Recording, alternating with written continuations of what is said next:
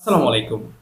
হঠাৎ করে বঙ্গোপসাগরে সাবমেরিন মোতায়েনের পরিকল্পনা করেছে পাকিস্তান, অর্থাৎ বঙ্গোপসাগরে সাবমেরিন মোতায়েন করবেন।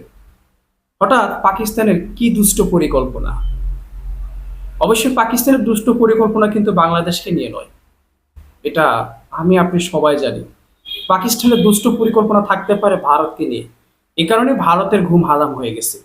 আর বঙ্গোপসাগরে বিশাল নটিক্যাল মাইল তো আমাদের নিজেদের কবজায়, নিজেদের আন্ডার বলতে গেলে বঙ্গোপসাগরই তো আমাদের বলতে গেলে।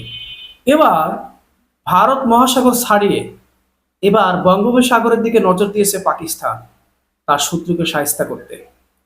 জানা গেছে 1971 সালের মুক্তিযুদ্ধের স্মৃতি বিজড়িত বঙ্গোপসাগরে দীর্ঘ বিরতির পর আবারও সাবমেরিন মোতায়েনের পরিকল্পনা করেছে পাকিস্তান।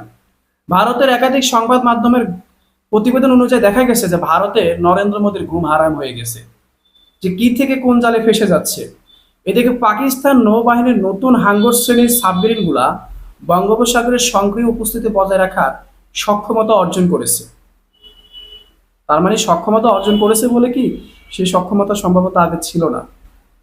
এখানে যেটা উঠে আসছে ইন্ডিয়া টুডের তথ্য মতে, যেটা তারা বের করছে তথ্য বিশ্লেষণ করে বা ইনভেস্টিগেশন চালিয়ে, চলতি বছর এপ্রিল চীনে কমিশন প্রাপ্ত হাঙ্গর শ্রেণীর সাবমেরিনটি গত সপ্তাহে করাচিতে পৌঁছেছে।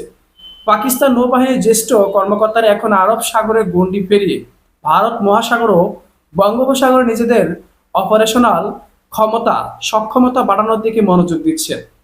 বহরের কমান্ডার ওমর ফারুক জানিয়েছেন, পাকিস্তান তাদের নৌবহরে এই শ্রেণীর মোট 8টি সাবমেরিন অন্তর্ভুক্ত করার পরিকল্পনা নিয়েছে, যা বঙ্গোপসাগরে তাদের কার্যকর উপস্থিতি নিশ্চিত করবে। ভাই, এইসব আলোচনা করতে গেলে বারবার আমার মাথায় একটা আলোচনা ঘুরপাক খায়। ভাই, 1971 সালে পাকিস্তানকে আমরা হারাই দিয়েছি ঠুসঠাস করে। পাকিস্তান দেশ থেকে পালাই গেছে, আমাদের বাংলাদেশ স্বাধীন হয়ে গেছে।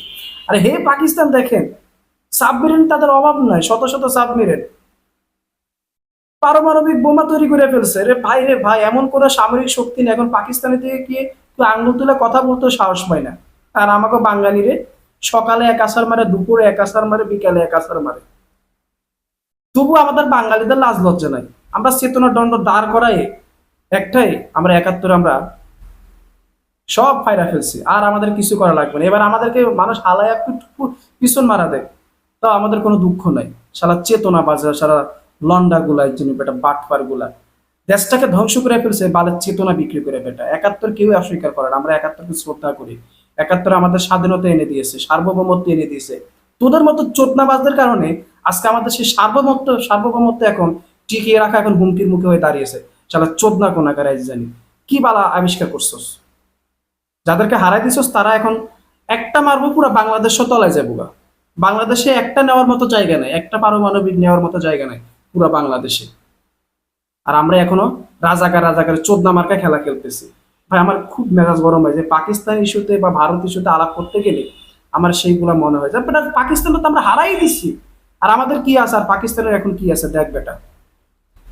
আসেন কাঁচা আলাপে আসে মূল ঘটনায়। চীন থেকে পাকিস্তানে ফেরার পথে কলম্বো বন্দরে পাকিস্তানের গ্রিফট ভিএনএস তৈমুর এই আয়োজিত এক অনুষ্ঠানে কমোডোর ওমর ফারুক সাবমেরিনটিকে গেম চেঞ্জার হিসেবে অভিহিত করেন।